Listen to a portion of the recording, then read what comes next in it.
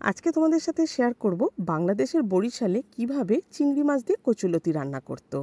যারা যারা বলবে যে কচুলতি আমাদের পছন্দ নয়, তাদেরকে বলবো আজকের রেসিপিটা অবশ্যই দেখো।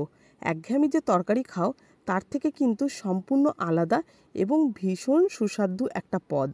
যেদিনকে বলবো এই রান্নাটা করবে তোমরা, অন্যান্য রান্না কিছু করো না, কারণ সবাই কিন্তু শুকনো ভাত দিয়ে জাস্ট এক নিমিষেই কিন্তু পাত পুরো ফাঁকা করে দেবে চিংড়ি মাছ দিয়ে কচুলতিটা পেলে পড়ে। আর সবথেকে মজাদার বিষয় হলো খুব কম মশলা দিয়ে কিন্তু এই রেসিপিটা তৈরি করা হয়ে থাকে। আচ্ছা চলো রেসিপিটা তাহলে শুরু করি। তবে শুরু করার আগে একবার মনে করিয়ে দিই, এখনও কিন্তু কেউ সাবস্ক্রাইব করছো না। এত সুন্দর সুন্দর রেসিপিগুলো তোমাদের জন্য আনছি। আচ্ছা, সাবস্ক্রাইব করতে কিন্তু কোনো টাকা লাগছে না, তাই ঝটপট কিন্তু চ্যানেলটাকে সাবস্ক্রাইব করে ফেলো।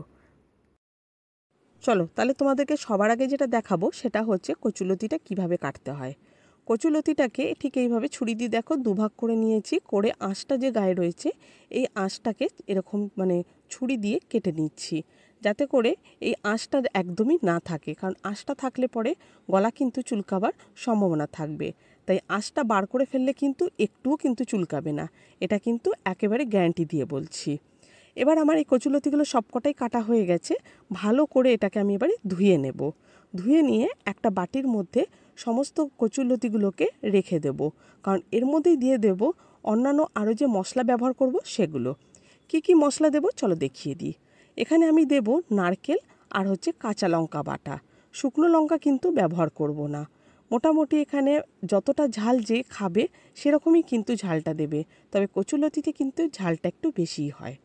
এবার আমি এর মধ্যে দিয়ে দেব খানিকটা সর্ষে বাটা। সর্ষে শুধু বলবো না, এর সাথে আমি সর্ষে আর জিরে দুটো একসাথেই বেটেছি, 2 টেবিল স্পুনের মতো দিয়ে দিয়েছি। দিচ্ছি এখানে স্বাদমতো চিনি আর দিয়ে দিচ্ছি স্বাদমতো নুন। এই যে রেসিপিটা হবে এটা কিন্তু মিষ্টি নুন দুটোই সমান হবে, তাই সেভাবেই কিন্তু রেসিপিতে তোমরা নুন আর মিষ্টিটা দেবে। দিয়ে দিচ্ছি সামান্য হলুদ আর দিয়ে দিচ্ছি বেশ খানিকটা কাঁচা সর্ষের তেল। এই সমস্ত উপকরণগুলোকে হাতে ধরে সময় করে খুব ভালোভাবে মিক্স করতে হবে, আর তাতেই দেখবে কত সুন্দর একটা গন্ধ কিন্তু বেরোচ্ছে। মিক্স করা হয়ে গেলে পরে এটাকে এবার আমি পাশে রেখে দেব। দিয়ে গ্যাসের মধ্যে আমি বসিয়ে দেব ফ্রাইং প্যান। এর মধ্যে দিয়ে দেব সামান্য সর্ষের তেল। সর্ষের তেলের মধ্যে ফোড়ন হিসাবে দেব শুধু কালো জিরে। এখানে বললাম যে কোনোভাবেই কিন্তু শুকনো লঙ্কা আমি ব্যবহার করছি না। এবার আমি দিয়ে দেবো চিংড়ি মাছগুলো।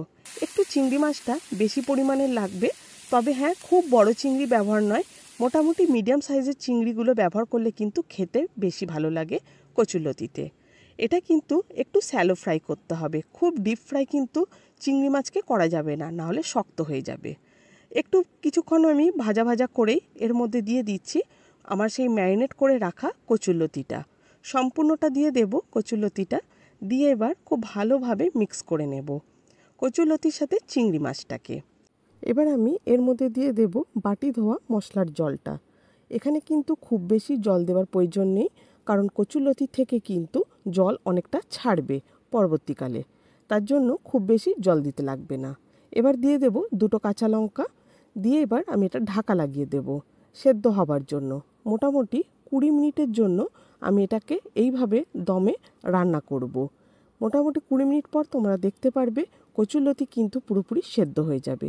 চলো তোমাদেরকে 20 মিনিট পরে আমি দেখাবো ঠিক কী অবস্থায় রয়েছে কচুলতিটা। দেখো অনেকখানি মজে এসছে এবং কচুলতিগুলো পুরোপুরি সেদ্ধ হয়ে গেছে। তবে এই সময় তোমাদেরকে একটা জিনিস দেখাচ্ছি, দেখো কচুলতি থেকে কিন্তু অনেকখানি জল ছেড়েছে। এবারে যেটা রান্না করতে হবে সেটা হচ্ছে এটাকে কিন্তু স্লো কুক করতে হবে, মানে মিডিয়াম ফ্লেমে গ্যাসটাকে রেখে ধিমি আঁচে এটাকে কুক করতে হবে। খুব বেশি হাই ফ্লেমে রেখে এটাকে কিন্তু কুক করা যাবে না, এর ফলে কচুলতির মধ্যে পুরো মশলার যে স্বাদটা থাকবে সেটা পুরোপুরি ঢুকবে ভালো করে। সেজন্য কিন্তু এটাকে স্লো কুক করতে হবে অবশ্যই। আবারও মোটামুটি 15 মিনিট আমি এটাকে রেখেছি, আর তাতে করেই দেখো জল কিন্তু পুরো টেনে নিয়েছে, আর কচুলতির মধ্যে মশলার ফ্লেভার পুরো ঢুকে গেছে। এবার যেটা করব সেটা হচ্ছে খুন্তি দিয়ে চারপাশটা একটুখানি খুঁচিয়ে দিয়েছি, আর এর মধ্যে দিয়ে দেব কাঁচা সর্ষের তেল।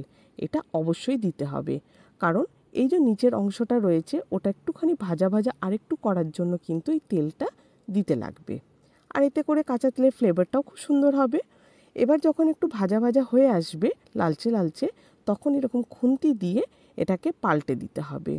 পুরো কচুরলতির যে নিচের অংশটা রয়েছে সেটা ওপরের দিকে আনতে হবে, কারণ ওপরের অংশের রঙটা কিন্তু এখনও আসেনি।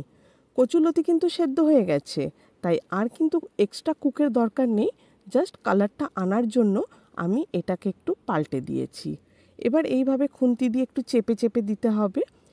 আবারও মোটামুটি 2 থেকে 3 মিনিট এটাকে মিডিয়াম ফ্লেমে আমি রেখে দেব কচুরলতিটাকে, আর ওপর থেকে কাঁচা সর্ষের তেলটাকে এইভাবে ছড়িয়ে দেব, ফ্লেভারটা যেন ভালো হয় তার জন্য। ব্যাস আর কি, রেডি হয়ে গেছে কচুরলতি। আর এর বেশি কুক করতে লাগবে না, গ্যাসটাকে অফ করে দেব। এবার আমি এটা ঢেকে দেব, যাতে করে কাঁচা সর্ষের তেলের যে গন্ধটা সেটা যেন কচুরলতির মধ্যে চলে যায়। তবে গন্ধটা আসলে তবেই তো খেতে মজা হবে, খেতে সুন্দর হবে। এটা অবশ্যই কিন্তু করতে হবে, স্কিপ করা যাবে না। ব্যাস আমাদের রেডি হয়ে গেল চিংড়ি মাছ দিয়ে কচুরলতি। এবার কি আর, গরম গরম সার্ভ করো বাড়িতে। আর বাড়িতে কথা দিচ্ছি, যেদিন এটা রান্না করবে অন্য কোনো ডিশ রান্না করো না, এটাই শুধু খেতে দিও। তাহলে দেখবে, বুঝতে পারবে কতটা সবাই ভালো খেয়েছে, আঙুল চেটে খেয়েছে। এইভাবে একটা প্লেট ধরবে, প্লেট ধরে এটাকে উল্টে দাও, দেখবে কচুরলতিটা সুন্দরভাবে বেরিয়ে আসবে। দেখো কত সুন্দর কালার এসছে।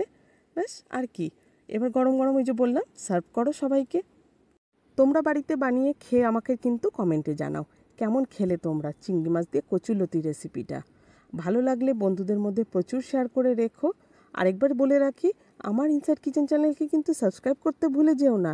রেসিপিটা দেখে নিলাম, সাবস্ক্রাইব করব না সেটা কিন্তু হবে না, সাবস্ক্রাইবটা কিন্তু চাই। বেল আইকনটাকে পাশে যেটা রয়েছে সেটাকে অবশ্যই ক্লিক করবে, যাতে করে যখনই নতুন কোনো ভিডিও আমি আপলোড করব তার নোটিফিকেশান সরাসরি তোমরা আগে পাবে। তাহলে আজকের ব্লগটা এখানেই শেষ করছি। নতুন একটা ব্লগে নতুন একটা রেসিপি নিয়ে খুব শিগগিরই তোমাদের সাথে আবার দেখা হবে। টাটা।